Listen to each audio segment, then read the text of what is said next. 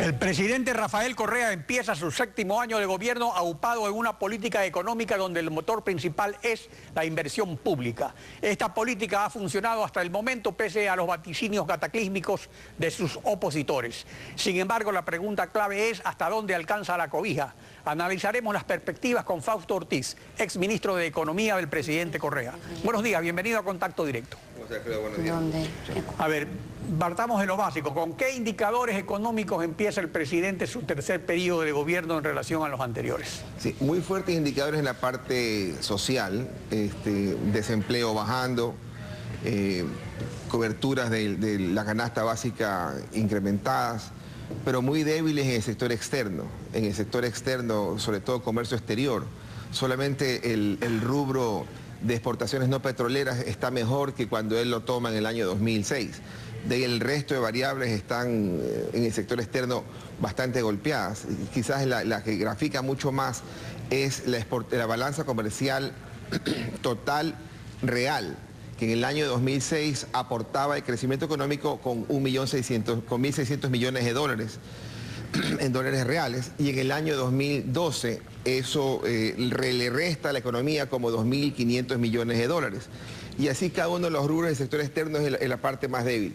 Y eso no es un tema de hoy día, es un tema que se lo podía visualizar hace ya casi 3 o 4 años. Y el otro sector que empieza a dar señales de debilidad es el sector fiscal.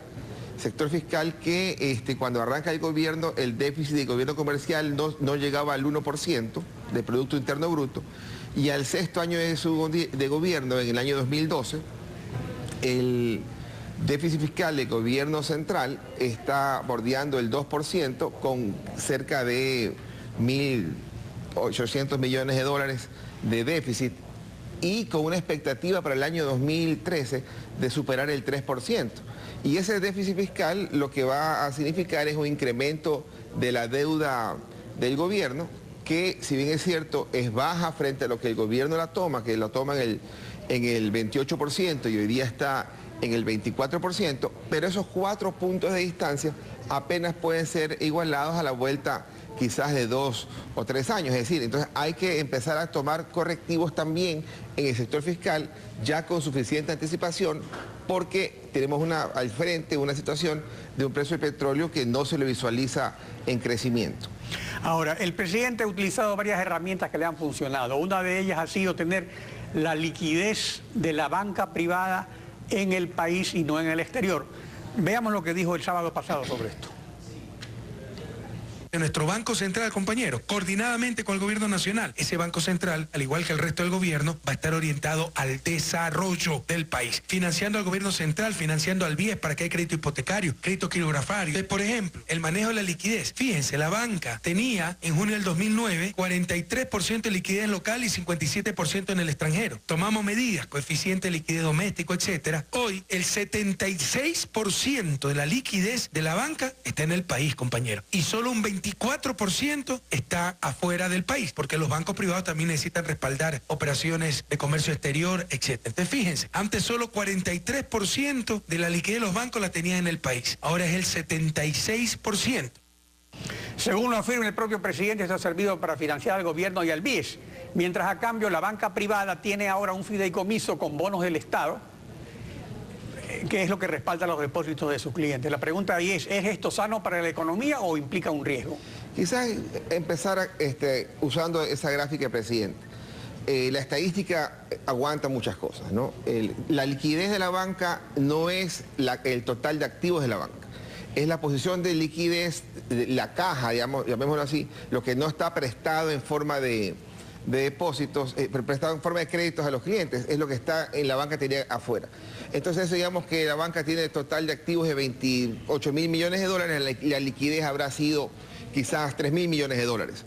Entonces de esos 3.000 millones antes estaban 1.500 millones afuera y 1.500 millones en el Banco Central. Hoy día lo que dicen es, pasemos al 70% y de los 3.000 millones, quizás 2.500 millones están adentro y 500 siguen afuera. Pero esos 2.500 millones pesa muy poco en el empuje del crédito, porque lo importante es que la banca, la gran contribución de la banca a la economía es que En el año 2006, en la cartera de créditos era 9.000 millones de dólares y en el año 2012 la cartera de créditos superó los 27.000 millones de dólares. Es decir, la economía, producto de la liquidez del petróleo, producto del gasto público, trasladó del sector público al sector privado más de, en ese ejemplo, de 9.000 a 27.000, más de 18.000 millones de dólares, y eso lo colocó en forma de créditos. Ese es el gran impulso.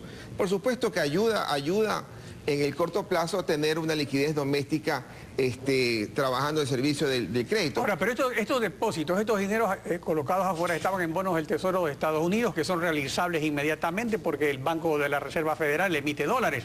Pero ahora, en vez de estar allá financiando, como dice el presidente, el desarrollo de Estados Unidos, están en el Ecuador. Pero ya no están en efectivo, sino en bonos del Tesoro ecuatoriano que no son pagables enseguida. Entonces, ¿no implica esto un riesgo para los depositantes? Porque, como usted dice, eso no estaba prestado, esto no se presta. Estas son las reservas que tiene la banca para responder ante sus clientes. Claro, al no existir un banco central que era el prestador de última instancia, la banca se protegía de esa manera.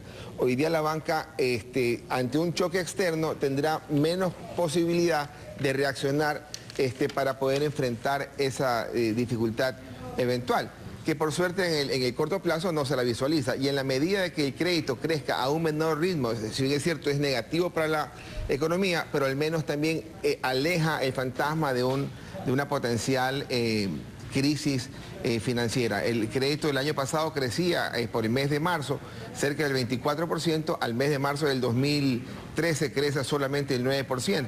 Y la expectativa es que a diciembre de este año el crédito termine un crecimiento de 14%, que es consistente con un crecimiento económico del país apenas superior al 3,5%. Ahora, según la CEPAL, Comisión Económica para América Latina y el Caribe de Naciones Unidas, en el Ecuador la inversión extranjera directa neta registra 578 millones en el 2012, similar a los 576 millones con otro Producto Interno Bruto en el año 94, gobierno de Sixto Durán. En cambio, la deuda externa, como ya usted lo señalaba, como porcentaje del PIB, alcanza su nivel histórico más bajo con el 17.81 en el 2011, señala la CEPAL, bajando del 34.20 con lo que se recibió en el 2007. Ahora, ¿cómo puede el gobierno potenciar estas dos fuentes de recursos?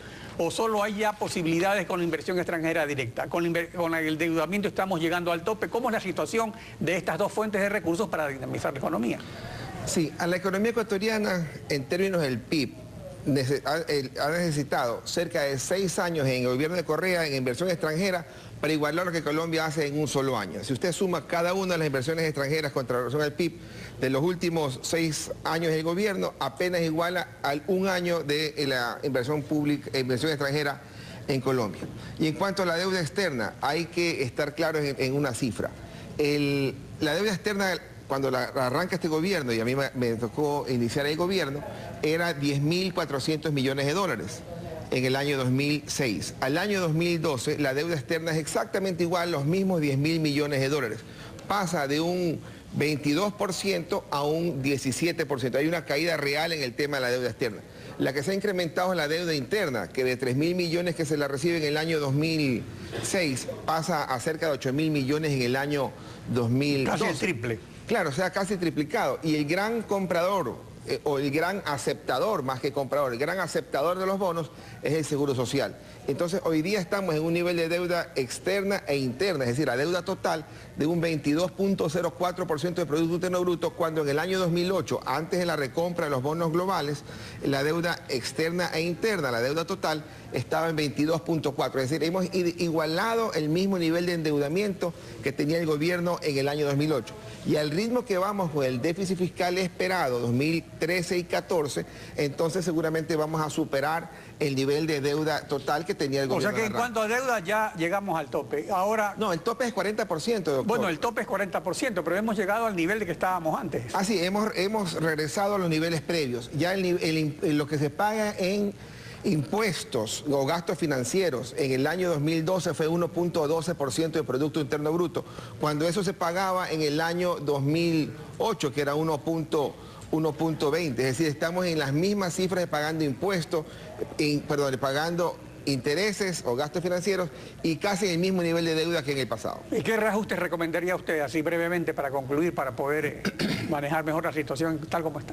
Sí, lo primero es el sector externo y no es controlar importaciones como solución. La solución debe pasar por incrementar ingresos de divisas, bien sea por exportaciones de cualquier producto, cualquier mercado y darle incentivos fiscales en esa rama, ir a buscar inversión que de alguna forma sustituya el estancamiento que va a tener la inversión pública en el año 2013 y 2014 porque no tiene el empuje del lado petrolero.